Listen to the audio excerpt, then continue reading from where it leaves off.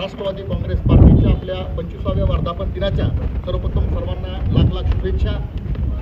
आणि हे सांगत असताना, शुभेच्छा देत असताना, आज जसं ताईंनी सांगितलं की आपण निर्धार केला पाहिजे पक्ष संघटन वाढवण्याच्या संदर्भात, तर आपण या ठिकाणी निर्धार केलेलाच आहे। परंतु हे सांगत असताना येणाऱ्या काळामध्ये आज आपण बघितलं लोकसभेची निवडणूक झाली आणि लोकसभेच्या निवडणुकीमध्ये परभणी आणि जालना या 2 लोकसभेच्या मतदारसंघामध्ये आपल्या सर्व कार्यकर्त्यांनी चांगल्या पद्धतीनं काम केलं, म्हणून त्यांना चांगली मतं मिळाली असं माझा सर्वांमध्ये विश्वास आहे। आणि त्या येणाऱ्या काळामध्ये आता आपल्याला विधानसभेची निवडणूक या ठिकाणी लढवायची आहे, त्याला सामोरे जायचं आहे। त्यापूर्वी आपण काय केलं पाहिजे, तर सर्वप्रथम मी सगळ्यांना विनंती करतो की आपल्या पक्षाची भूमिका, आता जर आपण बघितलं आपले मित्र पक्ष, मग ते शिवसेना असेल, शिंदे गट असेल किंवा या ठिकाणी भाजप असेल, आता आपण मित्र पक्षाचा विचार न करता सर्वांनी आजच्या निमित्ताने एक प्रण आपण या ठिकाणी ठाम निश्चय घेतला पाहिजे की आपण मित्र पक्षाचा विचार न करता आपली राष्ट्रवादी काँग्रेस,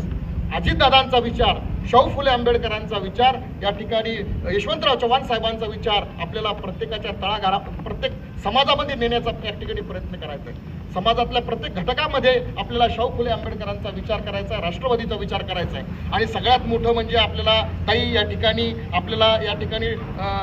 गद्दार या पद्धतीचा धक्का लागलेला आहे। तर मित्र, तुम्हाला मी सगळ्यात मोठं लोकांना आपल्याला काय सांगायचंय हे तुम्हाला सांगणार आहे।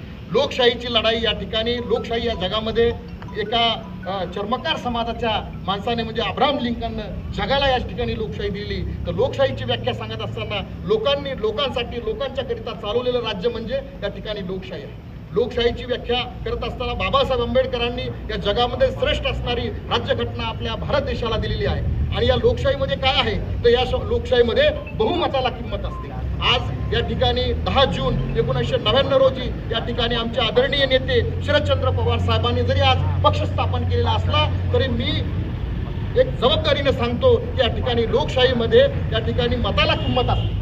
आज तुम्ही जर निवडणूक आयोगाचं जर नवीन एखादा पक्ष स्थापन करायचा असेल तर निवडणूक आयोगाचे जे टर्म्स अँड कंडिशन असतात की या ठिकाणी ज्यांच्याकडे बहुमत असतो त्यांच्याकडे ती सत्ता किंवा ते पक्ष जात असतो।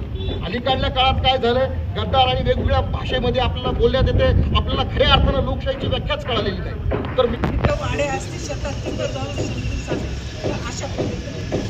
तर लोकशाहीमध्ये आपल्याला सगळ्यात महत्त्वाचं सांगायचं म्हणजे ज्याचं जन्म, जिसकी संख्या भारी उसकी भागीदारी, ज्याची संख्या जर मोठी असेल तर आज जरी आपण म्हणलो तर जर समजा आता पवार साहेबांचा पक्ष असेल आणि पवार साहेब म्हणत असेल ह्याच्यानंतर माझी मुलगी, त्याच्यानंतर माझी मुलगी, तर लोकशाहीमध्ये घराणेशाहीचा या ठिकाणी पराभव झालेला आहे आणि ती खऱ्या अर्थानं लोकशाही आहे। या लोकशाहीमध्ये कोण लिडरशिप करू शकतो की ज्याच्यामध्ये बहुमत आहे।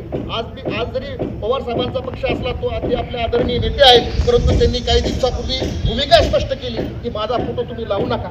ते यानंतर दादांनी जे यशवंतराव चव्हाण साहेब ज्यांनी महाराष्ट्र घडवला, ज्याला महाराष्ट्राला आणि या देशाला लाईन दिली, असे यशवंतराव चव्हाण साहेबांचा विचार घेऊन आपण अजितदादा पवार, सुनील तटकरे साहेब आणि या जिल्ह्यामध्ये अरविंद चव्हाण साहेब हे काम करतायत। आपलं बहुमत आहे म्हणून पक्ष आणि घड्याळ आपल्याला मिळाली आहे।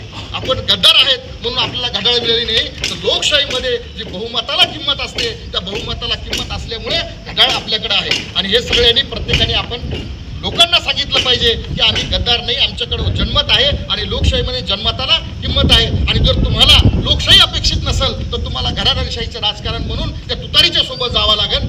खऱ्या अर्थानं जर लोकशाही पाहिजे असेल तर तुम्हाला घडीसोबत यावं लागेल। या पद्धतीचा विचार आपल्याला येणाऱ्या काळामध्ये सर्वांना सांगायचा आहे। दुसरी महत्त्वाची गोष्ट म्हणजे हे सांगत असताना मला सांगायचंय राष्ट्रवादीचे ध्येय उद्दिष्ट काय आहे, तर राष्ट्रवादीचं ध्येय उद्दिष्ट म्हणजे बाबासाहेबांनी निर्माण केलेली जी राज्यघटना आहे, त्या राज्यघटनेमध्ये फंडामेंटल राईट्स आहे, तुम्हाला जे मूलभूत अधिकार दिलेले, तुम्हाला जगण्याचा, राहण्याचा, मतदान करण्याचा अधिकार दिलेला आहे, त्या अधिकाराच्या माध्यमातून ती जी भारतीय राज्यघटनेची अंमलबजावणी आहे तेच आपल्या राष्ट्रवादी काँग्रेसचं ध्येय उद्दिष्ट आहे। छत्रपती शिवरायांचा जो विचार आहे, शाहू फुले आंबेडकरांचा, अण्णाभाऊंचा, यशवंतराव चव्हाण साहेबांचा जो विचार आहे तोच आपल्या राष्ट्रवादीचा आहे। म्हणून वेगळं असं आपल्याला काही वेगळं करण्याची गरज नाही। आज आपण बघतोय म्हणजे महाराष्ट्रामध्ये इतका मोठा भाजप बलाढ्य पक्ष असताना देखील त्यांना गरज पडली आणि दादांना त्यांनी या ठिकाणी आपल्या सोबत घेतलेलं आहे। म्हणजे ही आपल्या लोकशाहीची लढाई आणि लोकशाहीच्या लढ्यामध्ये आपल्याला सगळ्यात मोठा जर विजय झाला असेल तर तो या ठिकाणी अजितदादाच्या माध्यमातून मिळाला आहे।